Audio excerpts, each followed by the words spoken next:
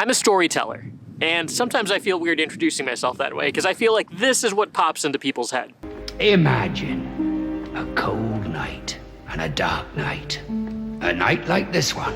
But it's true. I am a storyteller. I get to go all over the world, meet people, and share their experiences with the world. That clip, by the way, that was from an old Jim Henson production called The Storyteller, in case you were wondering. Anyways, storytelling has become a little bit of a buzzword, hasn't it? Stories have the potential to be incredibly powerful. And as storytelling animals who hear and tell stories all the time, we all know how powerful storytelling can be, how Today, we're going to talk about the art of storytelling. But yeah, storyteller is like my actual job title. And not just mine. Take a look at all the various job postings that are out there right now for storyteller, from data storytelling to visual storytelling. A few years ago, Mayor Mike Duggan even created the role of chief storyteller for the city of Detroit. The job went to this guy, Aaron Foley, and he's awesome at it. More and more organizations and institutions are taking the role of storytelling seriously, creating jobs, departments, positions. But is this just another passing fad, or is there more to this buzzword? Can storytelling actually live up to its hype and change the world? Well, I've been doing the work I've been doing for over a decade under the assumption that it can, so let's hope it does.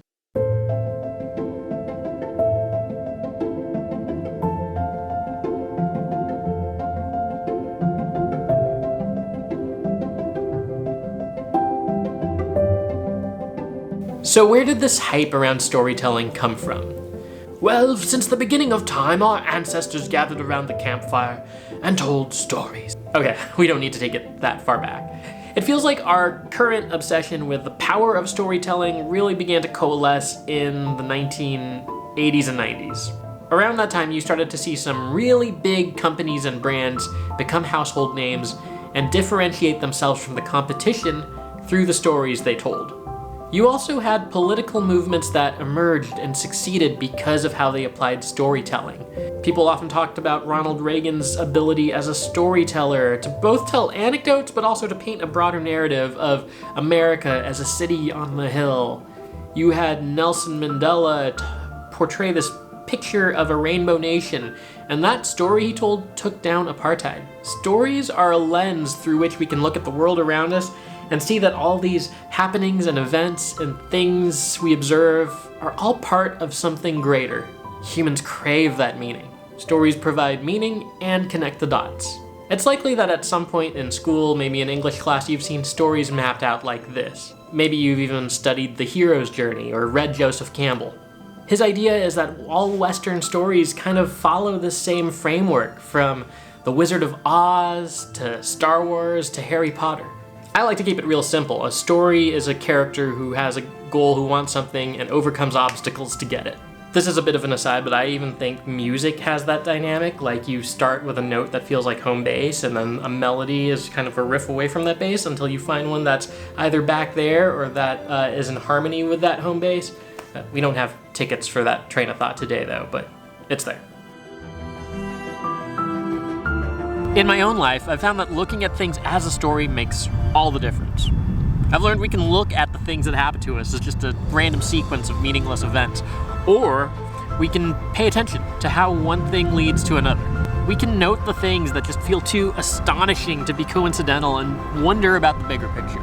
It's a little bit mystical, this invites a leap of faith, but once you start seeing things as a story, everything changes. I think a lot of my earliest creative work was all about trying to identify the storylines in my own life. And I think whether it's blogging or songwriting or photography or whatever, it's really valuable for people to have an exercise of some sort in which they're telling their own stories, if for no other reason than to just process the wild beauty and terror of being alive. See, once you've started seeing things as a story, once you've leaned in with intentionality instead of just letting stuff happen to you, there's not really any going back. This is why I love marathons and organized races. There's as many stories there as there are participants. There's only a small people at any event who are capable of winning the whole thing. But that's not why everyone's there. Everyone's got their own storyline. Some are just running to prove something to themselves. Some are trying to show themselves that they're capable of finishing at all. Some are trying to dismiss a lie that they've believed about their bodies, or they're running in memory of a loved one, or to bring attention to a cause. Some people are running against injury or age, or some are just trying to mark a new chapter in their life. Running itself is a really simple task, and 26.2 miles, that's a totally arbitrary distance. There's history, but it's arbitrary. It's the stories we tell ourselves about why we're doing this that fill each mile up with meaning.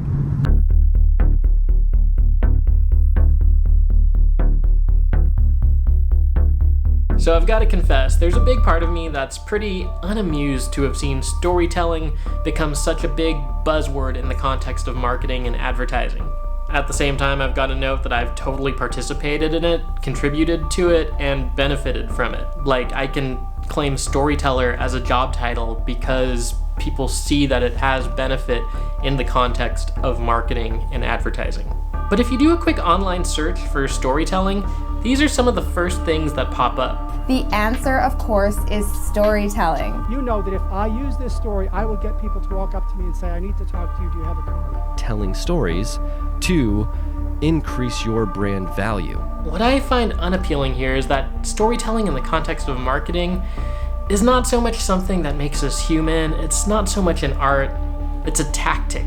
And now I see all these agencies and consultants and marketing gurus push storytelling as the ultimate marketing strategy, and they're kind of not wrong. Our brains are simply wired to seek out information like this, and because of that, stories resonate so much more than plain information. They have so much power when it comes to persuasion, memory, and identity. The business case for storytelling is true, but as someone who's also a creative, a mystic, and someone who tells stories from like a deeply personal place, I also think of that with a little bit of the ick. I mean, leave it to big business to take something with the power to change the world and to use that to sell energy drinks. There's another reason why I think stories have gotten so popular. There's no denying that we live in a pretty heated time, and it often feels like people are just walking around carrying their arguments, ready to unpack them at any minute's notice. At the very least, stories are more disarming. It invites a different posture. Fred Rogers used to say, I don't think there's anyone you couldn't learn to love once you've heard their story. That's why, as an advocate for climate action, I don't spend a lot of time convincing people of something they don't seem interested in believing. Instead, most of my advocacy takes the form of storytelling, working with the most impacted communities to make sure their story gets told. These stories are the reason why climate is a priority to me in the first place. What if a lot of this interest in storytelling actually represents this deep hunger for more empathy? Now, before I keep going and get too romantic about the idea of storytelling, I should note, I think it's powerful. I think it has the potential to change the world. That doesn't mean I think it's going to necessarily change it for good. Storytelling is powerful. It impacts the decisions we make, the stories we tell ourselves about the world, but that could go either way. If you only see a group of people represented by their stereotypes, it means you're going to be much more likely to treat members of that group based on those stereotypes. If you only see stories of climate destruction, instead of people implementing all the solutions that are out there, well, you're much more likely to believe we're doomed, or that it's too late to do anything about climate change, and to give up. Oh, how about this one? If you constantly bombard yourself with horror stories about people at the border and the things that are happening there, you're pretty likely to lose touch with your human empathy for the people who are going through the plight of displacement. Storytelling is a powerful force, but I don't doubt that there are a lot of people who want to use its power in pretty harmful ways. Your ripest example of this these days are conspiracy theories, and it feels like it wasn't too long ago where you could just talk about conspiracy theories in a playful way, like, aren't these pretty wild beliefs that are kind of ridiculous, but people really believe them? But I think recent times have kind of taken the humor out of that phenomenon. Like, they've shown us how easy it is for people to create an alternate reality that a lot of people really believe in, that ends up doing serious damage to other people. He was fully into that, sit and watch Fox News all day, every day, blaring in his living room. And I think that stuff really kind of reinforces this negative view of minority groups and leads people to be it doesn't necessarily lead people to be racist, but it reinforces and galvanizes racist people and their beliefs. When Ralph Yarl was shot for knocking on the wrong door, the shooter's own grandson acknowledged that it was the stories his grandfather had been consuming that led to that action. I mean, how do you get somebody to believe in an idea so twisted and absurd that they act on it in this way? It's in the stories you tell them. Tell them a story that works for them, and it can go pretty far and pretty out of hand. This is why I'm so committed to my work as a storyteller. Getting people to tune into those stories that are true and beautiful and need to be heard is important to combat the noise that's out there. It's really harmful noise. I absolutely believe that stories have the power to change the world. I mean, you would hope so. I just gave a TED Talk on it. I believe that storytelling can be our bridge. It's one of our most fundamental behaviors as humans. We use stories and narratives to make sense of the world around us, often without even thinking about it. It's that innate. I'm sure you can think of a time where a story, perhaps it was a book or a film, helped you make sense of something you were experiencing in life. Well, I believe that stories can have a similar effect on us collectively as we confront this great threat that is climate change. Look, even if it's a tall order for storytelling to change the world, they change our worlds. And what is the world if not for all our worlds just stacked one on top of each other? Stories have the power to do several things. They can inform us of what's normal, what's like a common or a widely shared experience. They can inform us of what's valuable, what's worthwhile, what's beautiful in the long run. And they can show us what's possible, what's maybe something we've always thought could happen but just haven't seen. In Thailand, I've seen villages establish fire breaks to prevent wildfires from attacking their forests. In Haiti, I've seen communities establish erosion barriers, anticipating intense hurricane seasons every year and doing what they can to prevent runoff.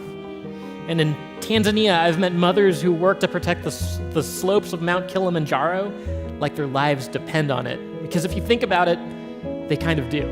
Their stories hold us accountable. They hold those in power accountable. They show us that something can still be done and must be done, and that giving up is not an acceptable policy. I know that when it comes to climate or any number of justice issues, one of the most common feelings is that sense of frustration that change just isn't happening fast enough. And sometimes you wish you could just get people to see it the way you see it. If only they were on that same wavelength, then finally we might actually see some of that movement we really need.